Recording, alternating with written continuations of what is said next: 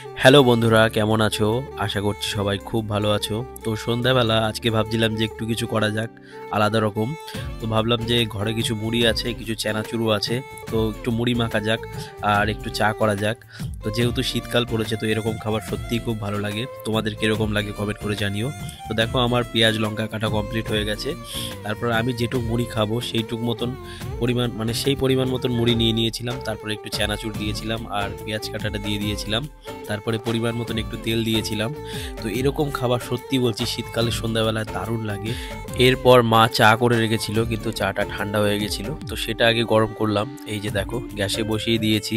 আর চা করতে করতে এটা ভাবছিলাম যে কালকে কি ভিডিও করব। তোমরা যদি কন্টিনিউ আমার ভিডিও কেউ দেখে থাকো আমাকে একটু সাজেশন করো কি মানে কিরকম টাইপের ভিডিও আর করা যায়, আমি চেষ্টা করব সেরকম ভিডিও করার।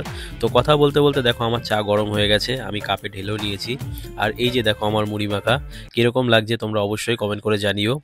আর আরেকটা কথা সেটা হচ্ছে আমার চ্যানেলটা যেহেতু নতুন আর আমি ভিডিও বানাচ্ছি খুব বেশি দিন হচ্ছে না, তো আমার চ্যানেলটিকে তোমরা একটু সাপোর্ট করো।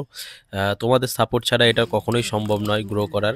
সবাইকে একটা রিকোয়েস্ট করব, একটু ভিডিওগুলো দেখো, তোমাদের অবশ্যই ভালো লাগবে। তো দেখা হচ্ছে পরের ভিডিওতে, ততক্ষণ ভালো থেকো, বাই।